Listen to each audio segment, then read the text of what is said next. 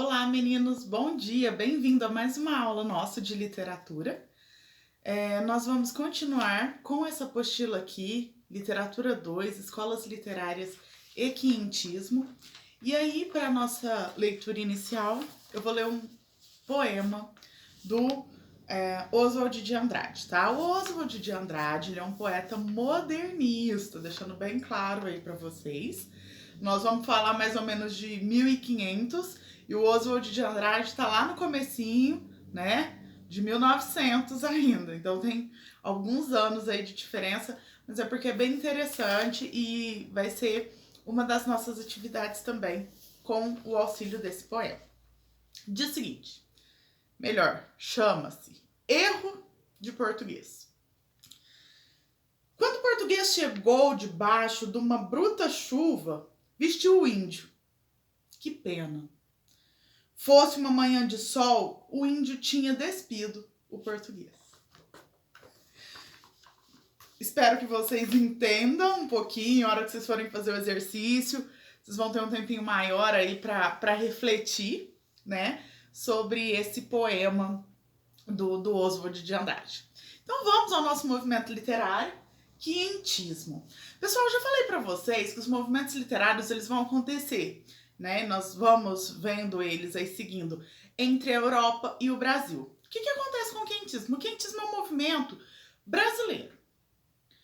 Tanto é que mais para frente vocês vão ver que a gente nem fala que ele é tanto um movimento literário, porque ele tem umas características muito próprias dele, mas ele é configurado como o primeiro movimento brasileiro.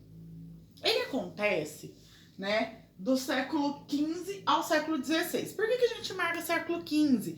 O início foi em 1500, tá? E ele vai durar até por volta de 1600 e bem ali no comecinho. Por isso que a gente data século XV. Mas a sua maioria vai se passar aí dentro do que é o século XVI. Afinal, 1501 já é século XVI, tá bom? E o movimento quentista, enquanto ele está acontecendo aqui no Brasil, ele é concomitante ao movimento clássico, o classicismo, que vai estar acontecendo em Portugal. E aí, esse quinhentismo, o nome já diz um pouco, né? 1500. Ele vai retratar a descoberta dessas terras, essas novas terras. E aí, o que estava acontecendo no mundo, né? Portugal está numa grande expansão marítima e eles estão buscando um novo caminho para as Índias. Existem aquelas novas rotas, as rotas que eles estão procurando para chegar às Índias. Todo esse conteúdo bem de história, acho que vocês já viram, eu não vou focar nisso. Então eles estão lá procurando, né, desbravando, vamos dizer assim, a costa da África.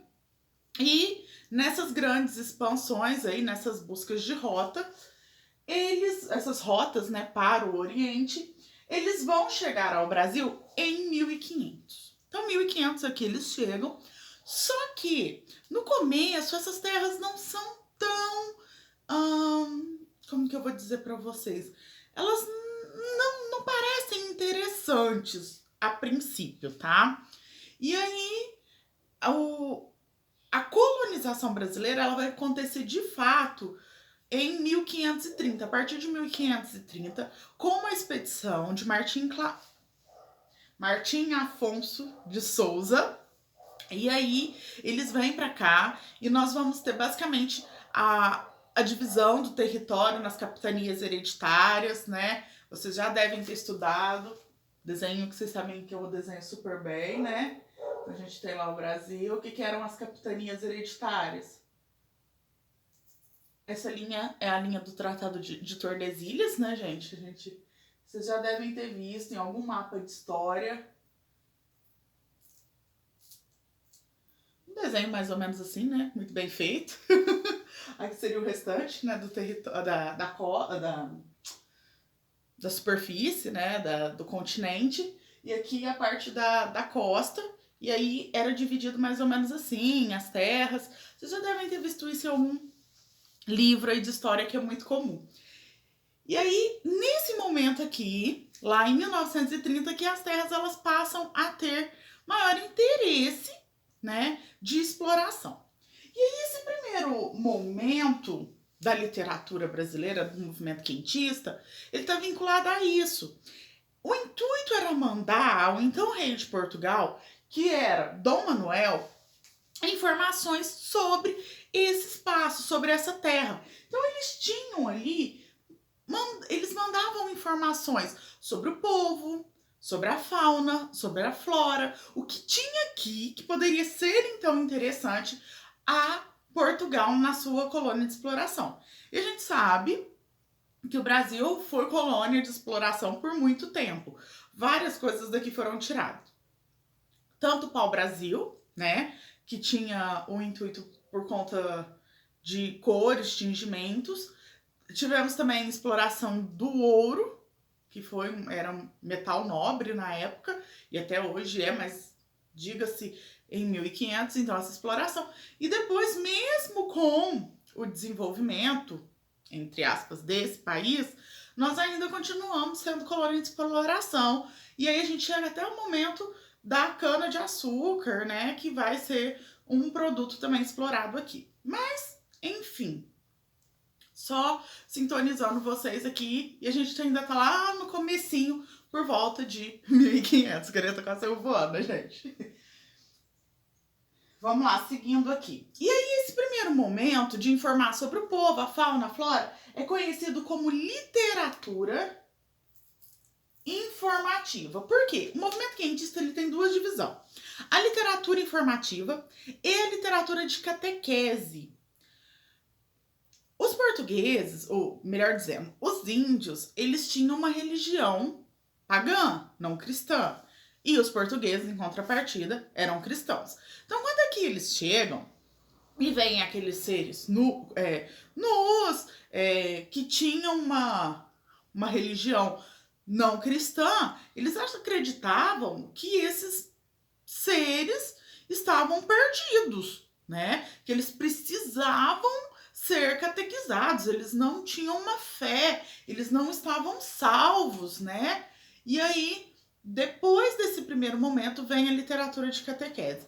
A literatura de catequese, ela vai misturar alguns conceitos e ela vai ser matéria para a nossa próxima semana, próxima aula. Nessa, eu só vou ficar com a parte informativa. Então, por isso que diz que esse movimento literário, esse primeiro movimento literário brasileiro, não pode ser considerado um movimento literário, porque, de fato, não tem produção literária. Quais são as produções da época? Eram textos de caráter informativo. Mas ele sim configura no nosso primeiro movimento. Deu para entender? E é isso, galera. E aí, qual que é o principal material desse período? É a carta de Pedro Vaz de Caminha a Dom Manuel, né? São as cartas informando sobre o nosso território. Eu separei aqui para vocês, não estranho o tamanho do livro, tá, gente? Eu separei para vocês um trecho da carta do Caminha, que eu acho que é o trecho mais interessante. Então, eu vou fazer a leitura para vocês. Vamos lá. Tem um trecho anterior, tá, gente? Eu vou pular. E aí fala o seguinte. E assim seguimos nosso caminho por este mar longo até que, terça-feira das 8º de Páscoa, que forma 21 dias de abril, estamos da dita ilha da obra de 660 ou 670 léguas, seguindo os pilotos diziam, topamos alguns sinais de terra, os quais eram muita quantidade de ervas compridas. Aqui os mareantes chamavam botelho, assim como outras a que dão o nome de rabo de asno. E quarta-feira seguinte pela manhã, topamos aves que chamam furabucho. Neste dia, a hora de véspera, houvemos vista de terra, principalmente de um grande monte, muito alto e redondo, e de outras serras mais baixas ao sul dele, e dela terra chã, com grandes arvoredos. Ao monte alto o capitão pôs o nome Monte Pascoal, e a terra de Vera Cruz. quem já estudou história aí sabe que esse é o primeiro nome que recebe o Brasil, né? Terra de Vera Cruz. E o monte recebe o nome de Monte Pascoal porque estávamos no período da Páscoa. Vocês podem ver que eles seguiam um calendário meio datado por crenças, por elementos cristãos, tá, gente? Então, seguindo a nossa leitura aí. Mandou lançar o prumo. Acharam 25 braços e ao sol posto, obra de 6 léguas da terra, surgimos âncoras em 19 braças, ancoragem limpa. Ali permanecemos toda aquela noite. E à quinta-feira pela manhã, fizemos velas e seguimos direto à terra, indo os navios pequenos diante por 17, 16, 15, 14, 13, 12, 10 e 9 braças, até meia légua da terra, onde todos lançamos âncora em frente à boca de um rio, e chegaríamos a esta ancoragem às 10 horas, pouco mais ou menos. Dali avistamos homens que andavam pela praia, obra de 7 ou 8, seguindo, disseram os navios pequenos por chegarem primeiro. Então, lançamos fora os botéis e esfiques, e vieram logo todos os capitães das naus a esta nau do capitão Mor, onde falaram entre si. E o capitão Mor mandou em terra no batel a Nicolau Coelho para ver aquele rio, e tanto que ele começou de ir para lá. Acudiram pela praia homens, quando aos 2, quando aos 3, de maneira que, ao chegar o batel à boca do rio, já ali haviam 18 ou 20 homens. Eram pardos, todos nus, sem coisa alguma que lhes cobrissem suas vergonhas. Nas mãos traziam arcos com suas setas.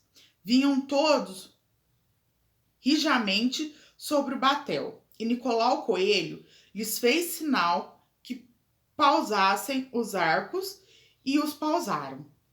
Ali não pôde deles haver fala, nem entendimento de proveito, por o mar quebrar na costa. Deu-lhe somente um barrete vermelho e uma carapuça de linho que levava na cabeça, e um sombreiro preto. Um deles deu-lhe um sombreiro de pena de aves, comprido, com uma capuzinha pequena, de perna vermelha e parda, como de papagaio. E o outro deu-lhe um ramal grande de continhas brancas, miúdas, que queriam parecer de aljazeira, as quais peças creio que o capitão manda a vossa alteza. E com isso se voltou às naus, por ser tarde, e não poder haver deles mais fala por causa do mar. Bem, pessoal, para minha leitura aqui, tá? Isso é um trecho, para vocês terem uma noção. Essa primeira parte no meu livro da carta, ela corresponde a 3 páginas frente e verso, tá? Então, esse é só um trechinho para vocês verem.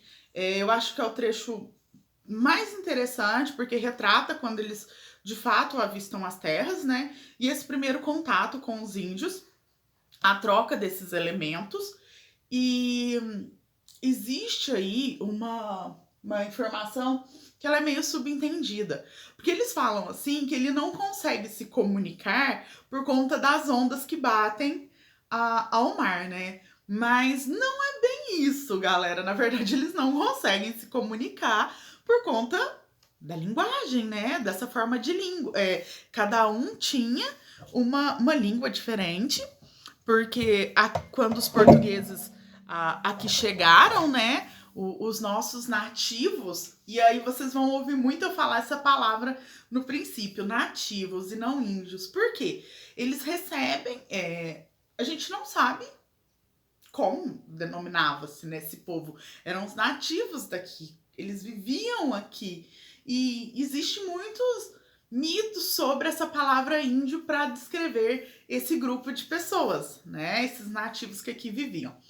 E aí eles não conseguem se comunicar falar de fato. Lembra lá das nossas aulas de língua portuguesa sobre linguagem? Cada um falava uma língua diferente. Então era meio complicada essa comunicação.